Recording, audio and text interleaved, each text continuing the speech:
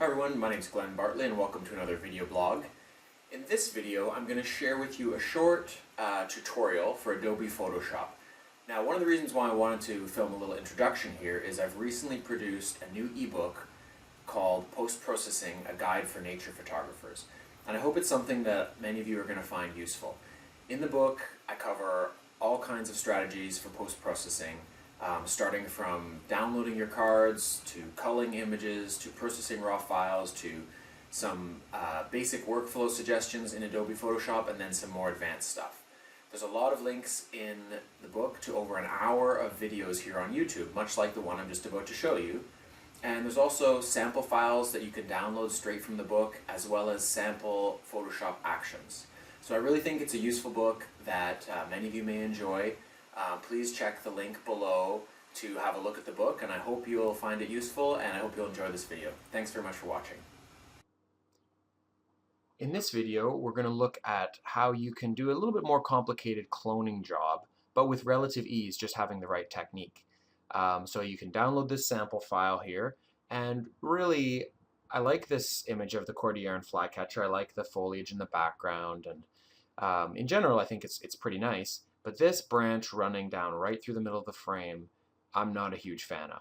Now, if you don't have the right technique, certainly this part here could be problematic. The rest is not too hard, but I'm going to show you a way in which you could make pretty short work of this branch here. We won't bother. Normally we would go, well, maybe we will. We'll go through the basic workflow first. Why not? So here we go, normal workflow. We'll do our levels adjustment. I'm going to run through this fairly fast because you do have another video that you can watch that'll help you with this. So I'm just going to work through this at kind of full speed here. Don't need to do any layer masking. Tone down the highlights a little bit of that branch. Probably put some saturation into the bird here.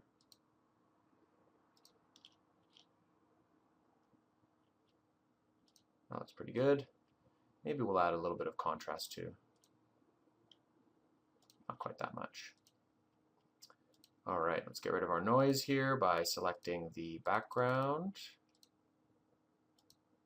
And the reason why it's actually a good idea to do the noise reduction before doing the cloning is that sometimes when you're cloning and you've got a fair bit of noise in the image, you wind up cloning noise over noise, and it creates sort of a strange pattern, and that can be hard to deal with. So I think it's a good idea to always do, if you're going to do noise reduction on the background, to do that first. So we're kind of getting there with our selection here. Doesn't look too bad. I think I'll go ahead and continue our action. It's going to reduce the noise.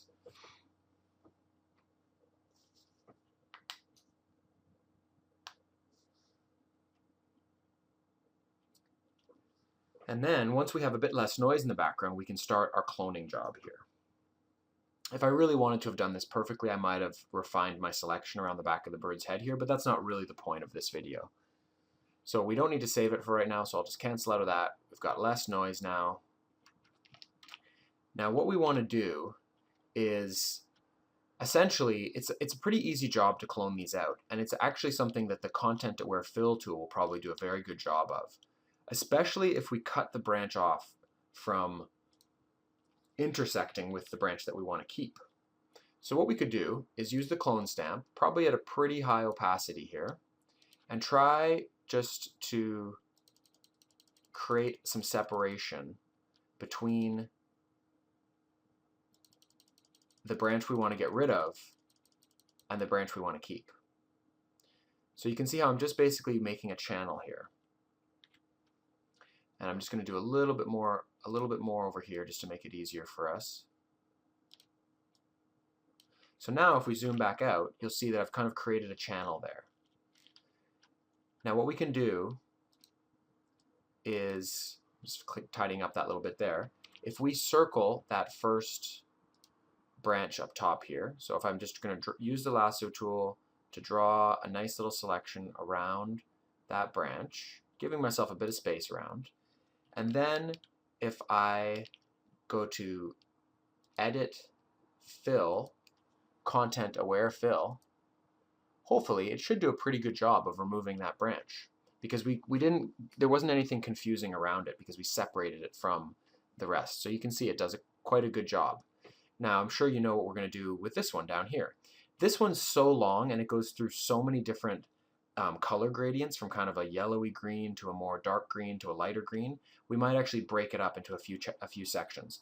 But first, to start with, we'll just create that separation again.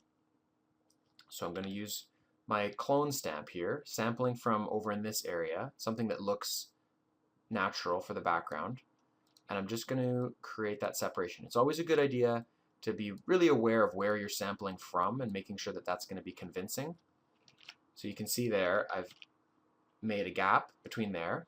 And like I mentioned, I think I'm gonna kind of hack this log up, or this, I shouldn't say log, but this little branch up into a few sections. So what I might do is create a gap here, and then if I use my navigator here, I can scroll down a bit, and maybe I'll create another gap just right in here.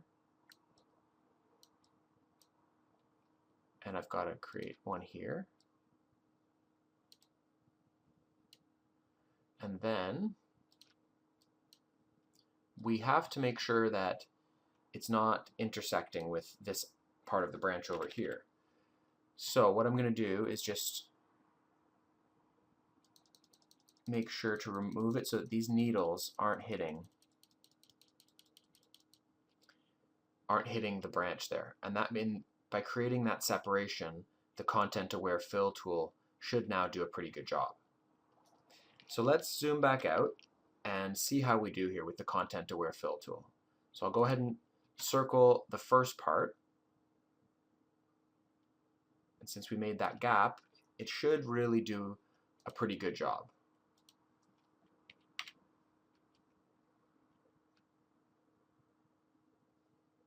So there we go, not too bad. You can see a little bit of artifacts there, but we'll clean those up with the patch tool afterwards. I'll just go ahead and circle the second part here, and again, edit, fill, content aware.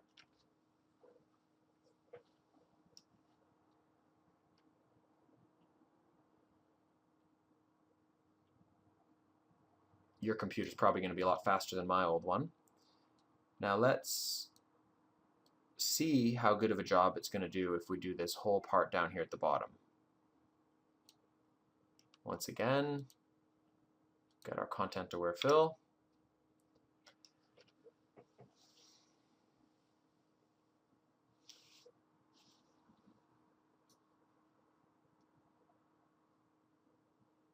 Now sometimes when it's up against the edge of the frame it doesn't do as good of a job, but here it did a pretty good job. But obviously you can see there's quite a bit of an artifact there. So now let's go in and start to clean things up. So we've even in here we've got a bit of artifacts. Now what I like to do is use the patch tool. So if we circle this area where we kind of had the branch before, and then just the patch tool is really great at removing any of these artifacts that are left behind.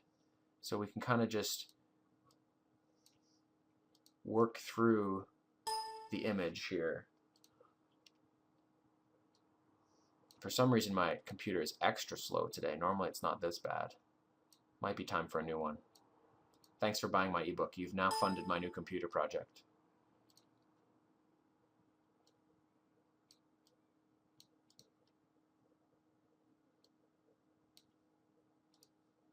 So anyways, you get the idea here. We could be really precise, but for the case of the video, I won't bore you with too much patching here. I would go through and make sure it was perfect though, but that looks pretty good.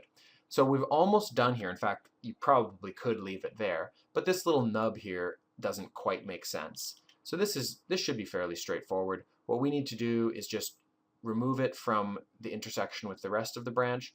We could do that in a variety of ways. We could probably use the patch tool with some effectiveness if we made a circle here and just sort of start to clone it out a bit. There's a lot of ways we could do this. Really, we're just trying to break up that pattern. And this part here, we probably would want to get in there with a nice small clone stamp. and just select somewhere out here and clean that up. And then we'd probably want to continue this dark brown bit here, or maybe we could even select some of that. And I think it's not perfect, but you get the idea that basically, if we go back in our history state, we had a branch there, it was in the way, and now it's gone.